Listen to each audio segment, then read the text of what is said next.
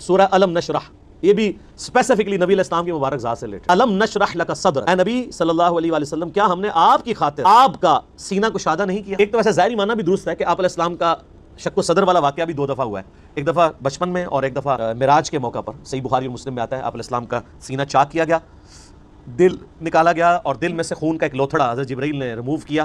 ایک سونے کا تشت جنت سے لے کے آئے تھے جس میں زمزم تھا. آپ زمزم کی امپورٹنس دیکھیں کہ برتن سونے کا جنت سے آیا ہے، لیکن پانی جس میں حضور کا دل دھویا گیا ہے وہ زمزم ہی ہے. پوائنٹ ٹو بی نوٹڈ، جنت سے پانی نہیں آیا، یہ زمزم کا پانی. پھر آپ علیہ السلام کا سینہ مبارک سی دیا گیا اور صحابہ کہتے ہیں ہم نے سلائی کے نشان آپ کے جسم پہ دیکھے. ایک تو وہ سینہ کھولنا ہے اور ایک اس کا معنی وہ ہے جو لٹریچر کی لینگویج میں لیا جاتا ہے. کہتے ہیں نا کہ جی میرا سینہ اللہ نے کھول دیا ہے، جیسے قرآن حکیم میں بھی آتا ہے کہ اللہ تعالیٰ جس کے ساتھ بھلائی کا ارادہ فرماتا ہے اس کا سینہ اسلام کے لیے کھول دیتا ہے، یعنی اس کو شرح صدر کا ہے. یہ شرح صدر کی جو ٹرم ہے وہ یہیں سے نکلی ہوئی ہے نا، شرح صدر، کھولنا سینے کا، یعنی بات سمجھ آ جائے. یہی حضرت موسیٰ علیہ السلام کی دعا جو ہے رب اشرح لی صدری، اے اللہ میرا سینہ کھول دے، ویسر لی امری، میرے معاملات کو میرے کاموں کو میرے لیے آسان کر دے، واحلل عقدۃ من لسانی، میری زبان کی لکنت کھول دے، یفقہوا قولی، تاکہ لوگ میری بات سمجھیں. یہ حضرت موسیٰ علیہ السلام کی زبان میں لکنت تھی، یہ دعا وہ مانگا کرتے، اللہ تعالیٰ نے اس کی برکت سے ان کی لکنت کھول دی. یہ آج بھی دعا بڑی افیکٹو ہے، اس لیے آپ دیکھیں جب بھی ہم تقریر سٹارٹ کرتے ہیں کوئی بھی بیان تو اس کے سٹارٹ میں یہ پڑھتے ہیں دعا. اس دعا میں صرف اپنی زبان کی روانگی نہیں مانگی گئی ہے بلکہ اگلوں کے بھی دماغ میں میری بات آ جائے.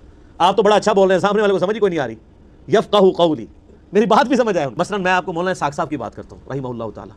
مولانا اسحاق صاحب کی آپ کوئی ویڈیو سن لیں، کوئی کلپ سن لیں، ایک ریڑے والے کو سنا دیں، ایک ڈاکٹر کو سنا دیں، ایک انجینئر کو سنا دیں، وہ سارے ایک بار آششکار اٹھیں گے یار بابا بول رہے کہ تمہیں. یہ اللہ کی عظیمت ہے ان کے ساتھ، کیونکہ بات سمجھ آتی ہے. ایسے وہ جناب ایک ایک جملہ لگتا ہے یہ تو بندہ یعنی دیکھ کے بھی پڑھے نا تو اس طرح کے الفاظ کا چناؤ نہیں ہوگا وہ جو فی البدی بولتے تھے. وَوَضَعْنَا عَنْكَ وِزْرَكَ، اور ہم نے آپ سے بھاری بوجھ اتار دیا، الَّذِي أَنقَضَ ظَهْرَكَ، وہ بوجھ جس نے آپ کی پیٹھ کو بوجھل کر رکھا. دعوت و تبلیغ کا بڑی ٹینشن آپ نے لی کہ ظاہر ہے کہ میرے ذمے پہ بڑی ذمہ داری ہے میرے کندھوں پر. جو بخاری مسلم میں حدیث ہے آپ علیہ السلام پہ پہلی وہی نازل ہوئی، سیدہ خدیجہ سلام اللہ علیہا کے پاس آئے اور کہا مجھے جو ہے وہ کمبل اڑا دو، اور کب کبھی تاری ہوگی کہ اتنی بڑی ذمہ داری ہے میرے اوپر. تو حضرت خدیجہ نے کیا کہا کہ اللہ تعالیٰ کبھی آپ کو بے یار و مددگار نہیں چھوڑے گا. آپ مہمان نوازی کرتے ہیں، غریبوں کے کام آتے ہیں، حاجت مندوں کی حاجت پوری کرتے ہیں، تو اللہ بھی آپ کی حاجت پوری کرے گا. اور وہ سارا کچھ آ گیا دیکھ لیں. اللہ نے فرمایا الم یجدک یتیما فآویٰ ووجدک ضالا فہدیٰ ووجدک عائلا فأغنیٰ.